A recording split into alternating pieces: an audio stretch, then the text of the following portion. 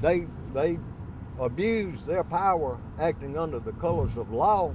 I'm Billy Joe Bob. I pull you over and I throw a bag of marijuana under your seat. It's yours. They tried to set Brett up, and they went after Brett, and they was trying to set Brett up with dope. They called me a nigger lover. This goes way up in the rank. This will go all the way to the commission. Created a target list of employees he wanted to get rid of. He wanted to fire them for any reason or anything. You've heard the racial profiling tape that I have. Make no mistake, I wasn't one of the good old boys in AL. They was trying to put Brett, James, and me both in jail. They was trying to actually put us in prison for some trumped up bullshit.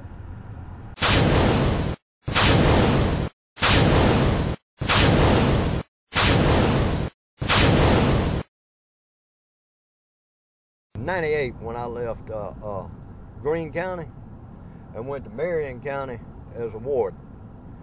The reason I left Greene County, I was on the target list, and I'm pushing the retirement loop, and I said, well, I'm not going to survive. They're going to set me up on something. If I'd been a good old boys, I'd probably still be working there. You know, if you was a black officer, you got different treatment than a white officer by the sheriff. Well, me, James Harvey, and Brett, and Kay Broom.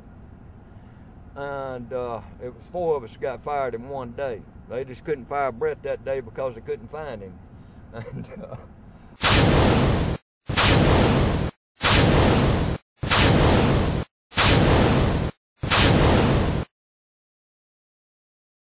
I had 5 different agencies investigating me, Mosley, and the prison. At the conclusion of an 8-month investigation from all these agencies and everything, the chief law enforcement officer of the state of Mississippi, who was Mike Moore, wrote a letter to Sheriff Richard Rip Stringer and said he could not find any criminal or ethical wrongdoings, but we were finding and never offered our job back because nobody could find nothing that we had done wrong other than racial and political implications here.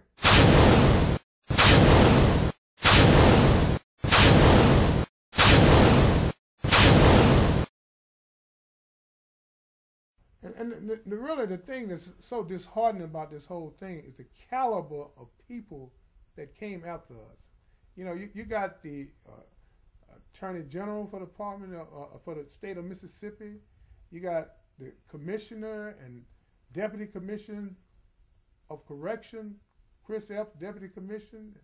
Robert Johnson was the Commissioner.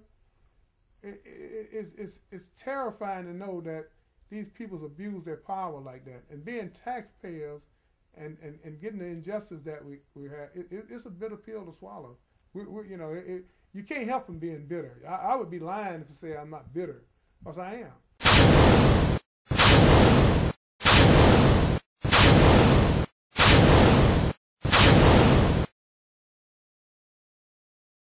What are you feeling? Well, as we drive to Columbia,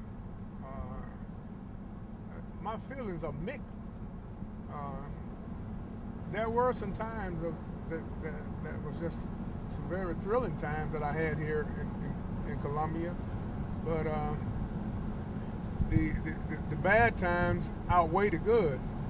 And going back over here, you know, open up old wounds of what could have been had the Sheriff Department, the Attorney General Mike Moore, the Sheriff Rip Stringer, and the Department of Corrections Commissioner Chris Epps and Robert Johnson.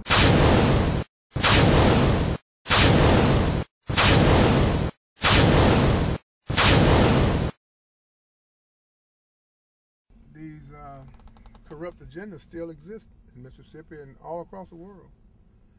And I don't think nothing is going to change this until people's held accountable for what they've done. These people just really acted reckless. I would have never thought in a million years that Mike Moore, Charles Pickering would do something like this. Former Governor Charles Pickering and former U.S. Attorney Mike Moore. You know, you hear Pickering talks about his Christian values, and he's supposed to went to theology school, and supposed to be a ministry and all this, and to see this guy participate in a court procedure, what I had was about, you can just malfeasance just run rampant,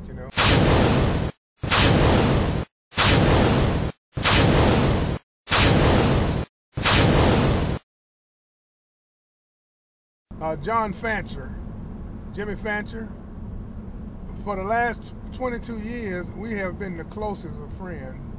And today, it's probably not a day go by that we don't call each other. And the feelings that we have, the love that we have for each other is genuine love. I would probably call him probably before, if I was in trouble, before I would call any of my family, because that's the kind of closeness that we have, because I know he's going to back me 100%. All right, brother, this is Curtin. Love you, man. Take care, It is saying bye to each other. And all right.